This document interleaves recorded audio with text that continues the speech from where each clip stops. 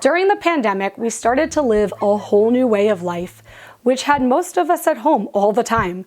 And all the time at home started to make many of us a bit stir-crazy, lonely, and bored. So many of us got new furry friends. In today's episode, we're going to focus on dogs because, let's be honest, cats are a lot less high maintenance when it comes to leaving them home alone. If you bought or adopted a dog during the pandemic, you are most likely working from home every day, which made it easy to house train and care for your new pet. Now that our country starts to reopen and people are going back to work in the office, you may find yourself in a new situation. Perhaps your dog is still too young to go 8 to 10 hours without going to the bathroom. Maybe your dog is crate trained, but you hate to keep them in a crate for the entire day. Whether you are heading back to work for 1 day a week or 5, you may need to look into dog care options. One option you can explore is hiring a dog walker. Depending on where you live, dog walkers can cost anywhere from $10 to $60 per walk. If you have more than one dog, you may have to pay a little extra. Some things to consider when hiring a dog walker. How many times a day will you want them to come? Do you want to keep your dog on his existing schedule of 2 walks a day? Do you need someone to feed them in the middle of the day? Once you know how often you need someone to come to your home, then you can start looking for the right person. Don't just pick the cheapest person you can find online. You will want to find out as much as you can about the person or dog walking company. Ask about the insurance and certifications they have. Ask a lot of questions about their experience. Are they familiar with your dog's breed and energy level? How many dogs are they currently walking?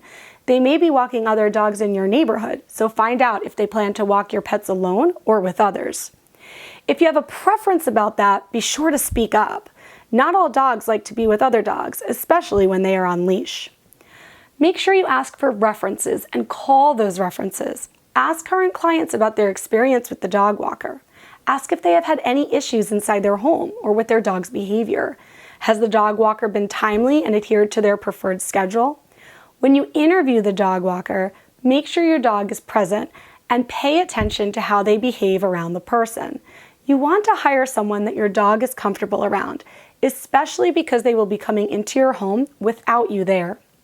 If you're worried about your dog being home alone all day, even with periodic walks, you may want to consider doggy daycare. If there is a dog daycare center along your commute, your pet might be very grateful to be with lots of other dogs, and some daycares even have webcams so you can sneak a peek in on your pet when you take a break at work. The cost of doggy daycare isn't much more expensive than a dog walker. Again, depending on where you live, it can cost anywhere from $12 to $38 per day. If you're working away from home 5 days a week, you could even consider a hybrid of the two methods. For example, doggy daycare might be exhausting for your pet, so you could have them in daycare Tuesdays and Thursdays and have a dog walker come to your home Monday, Wednesday, and Friday. While the daily cost of a dog walker or a doggy daycare sounds low, you must take time to budget for it because it can add up quicker than you realize.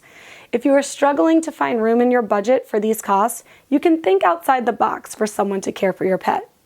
You might have a friend close by who has a dog who works from home more than you do. Maybe your friend can check in on your dog on the days you are at work, and you can help them with something they need. In today's economy, finding ways to barter is totally worth it. Whether you hire a dog walker, use a doggy daycare, or have a friend or neighbor take care of your pet while you're at work, there is one other potential cost to be aware of, and that is legal liability if your dog attacks or bites someone or another pet. This is much harder and likely impossible to budget for, but luckily, most homeowners or renters insurance policies will cover dog bite incidents. The insurance industry pays close to $1 billion for approximately 20,000 dog bite claims each year.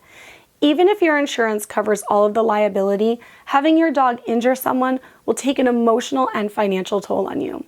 It can result in you taking time away from work to deal with the legal and insurance proceedings. You may face charges greater than what your insurance covers, and worst case, you may need to part with your pet.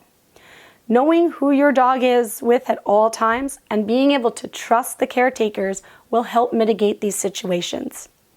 Be sure that the caretaker knows of any triggers or fears your dog may have, and make sure you have a safe and secure leash and harness for them to use when walking your dog. One last thing to think about when you are budgeting for care for your dog is any overnight trips you expect to take. If you travel often, do you have someone who can watch your dog overnight? If not, you will have to find a boarding facility. The average cost of boarding a dog overnight is $35, but that could be more if you want special add-ons or specific accommodations. If you do not travel often, you might not need to worry too much about the cost of boarding when you are budgeting for getting a dog. But it's good to be aware of these costs so they don't catch you off guard should you need their services. Getting a pet and taking care of a pet can be a significant line item in your budget, and you want to be as ready for this as you can. Owning a pet can be so much fun and adds tremendous value to your life. The more you prepare for the cost of pet ownership, the more you will be able to enjoy your new family member without financial stress.